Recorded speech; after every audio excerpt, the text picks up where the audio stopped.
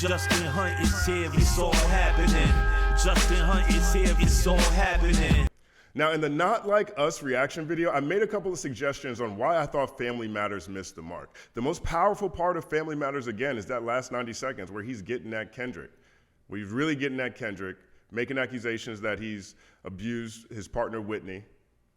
That, to me, is the strongest part of that song. I thought that he should have extrapolated on that, made that the whole 7 minutes, connected it to, some of the molestation things that Kendrick Lamar has talked about on Mr. Morale and the Big Steppers.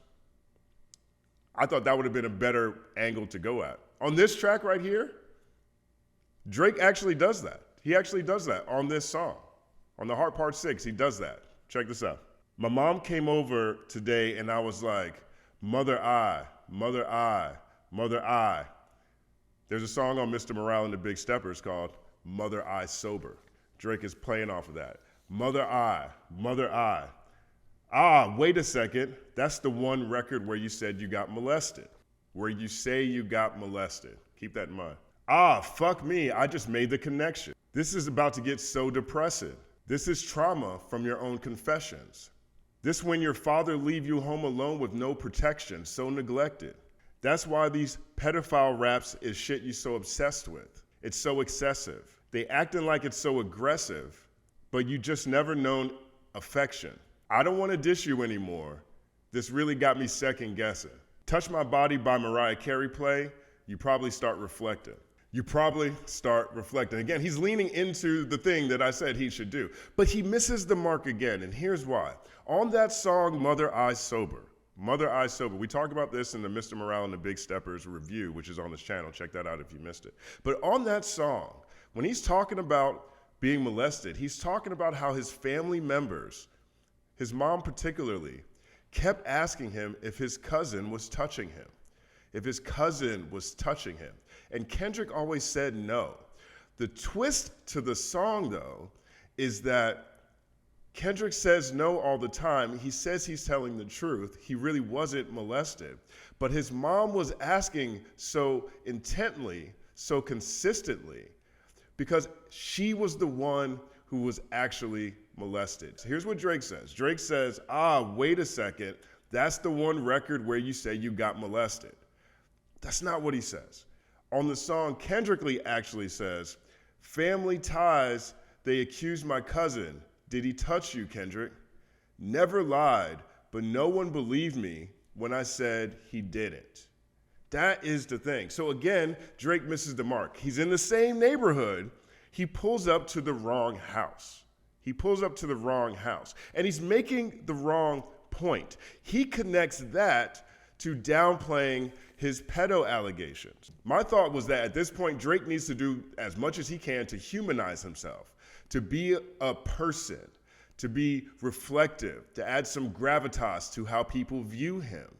He needs to bring his world and Kendrick's world closer. I thought he should extrapolate on those things at the end of Family Matters, but more so in an Eminem Yellow Brick Road type fashion. Minus the part where Eminem calls black people racist. Clearly stay away from that. But tell Drake's story. He should tell his story. Growing up, how he really grew up in Canada. What it was like feeling like an outsider. What it was like not having his father present in his life. Boo-hoo, sad story, black American dad story. Lean into that. Talk about how he struggled to fit in and how he had to overcome that and how that is still something he struggles with. Make it relatable to so many people who feel very similar to that exact sentiment. And then point out how that's why I understand where you're coming from, Kendrick. You're a little man syndrome, Napoleon complex. It makes it easy to be jealous of people from a different stature when you grow up in a home where you have people in your family who've been molested or the traumas you've seen. And then flip that. Lean into it that way. Make himself a person, bring their worlds together, and then say that's what this is all about. You've always wanted so much more in life, and now you got it and you don't know how to handle it. So you're coming at me, who represents everything that you think you hate about life. That's what I wanted him to do. I know it's a very thin slice. It's a very, very small target to hit. Truthfully, I didn't think Drake had the imagination to do it. Clearly, he doesn't. I wanted him to do that. Not misinterpret the Kendrick song and use it to defend your own pedophile allegations, which is how Drake uses that. He says, "I never been with no one underage, but now I understand why this the angle that you really mess with. Just for clarity, I feel disgusted, I'm too respected. If I was fucking young girls, I promise I'd have been arrested. I'm way too famous for this shit you just suggested." Come on, man. Everybody knows people who are criminals or commit crimes on a regular basis who aren't arrested.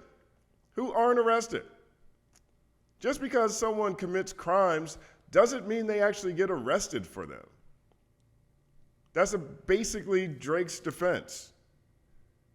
If I was fucking young girls, I promise I would have been arrested. I'm way too famous for this shit you just suggested. Bill Cosby's pretty damn famous.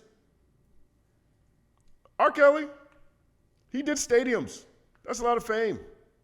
I'm not sure this is the best angle for Drake to take that. It leaves more questions than answers to me. But I'm glad he said something. I mean, They Not Like Us is rocking all across the country right now. It's number 1 on iTunes Store right now. He had to get something out. I'm glad he said something. You can't let this stuff linger. Your response has to be out in the air. He did that. That's a good thing.